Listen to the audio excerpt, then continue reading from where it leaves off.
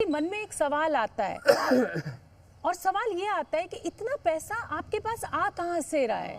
ये क्योंकि आप इनकम टैक्स कमिश्नर रहे हैं और आप पढ़े लिखे व्यक्ति हैं, इंजीनियर हैं। ये सवाल मेरे मन में भी आता है कि भाई अरविंद केजरीवाल, मैं बुजुर्गों को तीर्थ यात्रा भी कराऊंगा, मैं उनका इलाज भी कराऊंगा, गरीबों का इलाज कराऊंगा, मैं पानी का बिल माफ कर दूंगा, मैं बिजली, पैसा कहाँ से आ रहा है आपके पास? आप अपनी तनख्वाह से तो नहीं देंगे। केवल दो ही चीजें हैं जी, एक ईमानदारी। मैं अपनी जेब से तो दे नहीं रहा इतना पैसा, वही बजट है। कोई एडिशनल टैक्स नहीं लगाया हमने, दिल्ली कोई लोन नहीं लिया कहीं से। तो दिल्ली में अब हमने ईमानदारी से सरकार चलानी चालू की है। तो आपको उदाहरण दूंगा, जैसे एक फ्लाईओवर बना, वो 325 करोड़ का बनना था, हमने उसे 250 करोड़ में बना दिया, 100 करोड़ रुपए बचा लिए।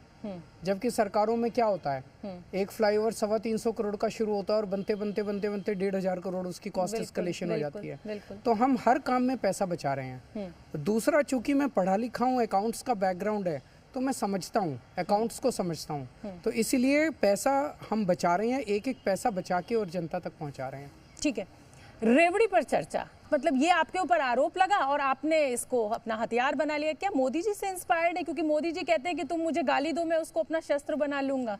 तो आपको रेवड़ी पर जब लोगों ने बोलना शुरू किया तो आपने कहा इसी पर चर्चा कर डालता हूँ। रेवड़ी तो प्रसाद है, भगवान का प्रसाद है, और जनता टैक्स देती है, जनता भगवान है। उस जनता के टैक्स के पैसे से जनता को जो हम सहूलियत दे रहे हैं, वही रेवड़ी के शेप में हम दे रहे हैं। तो 6 रेवड़ी दे रहे हैं हम जनता को।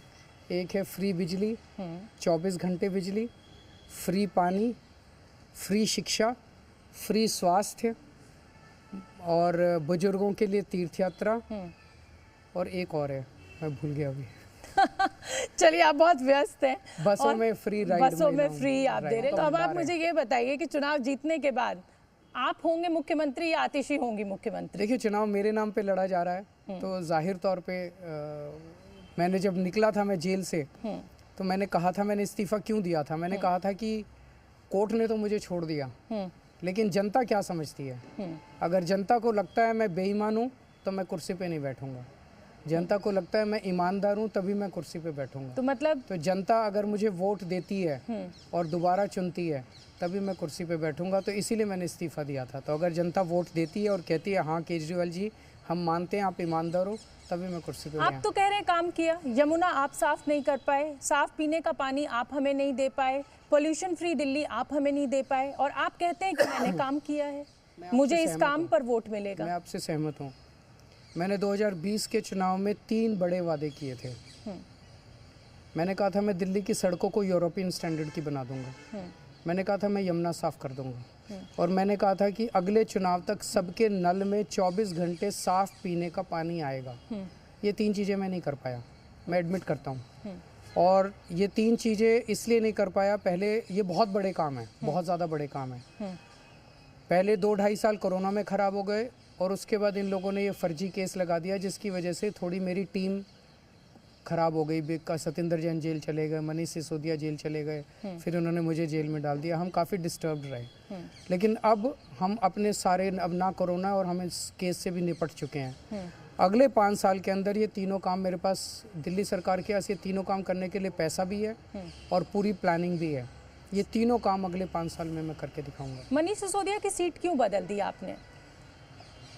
मनीष सिसोदिया जी अवध ओझा जी को लेके आए, तो अवध ओझा जी को उन्होंने कहा कि ये सीट मेरी है और ये शिक्षक की सीट है, ये सीट मैं आपको दे रहा हूँ। एक शिक्षक ने दूसरे शिक्षक को अपनी सीट दी है। क्या ये एंगल नहीं है कि मनीष सिसोदिया की, क्योंकि पिछली बार की जो जीत थी वो बड़े कम मार्जिन से थी और बहुत मुश्किल थी, अंतिम चरण आते आते लग रहा था कि मनीष जी हार सकते हैं। पहले वाली जीत जो है वो बड़ी हाई मार्जिन से थी। हर चुनाव अलग होता है, इस बार वो हाई मार्जिन से, हमने 3 सर्वे कराए हैं पटपड़गंज में, भारी बहुमत से जीत रहे हैं हम लोग।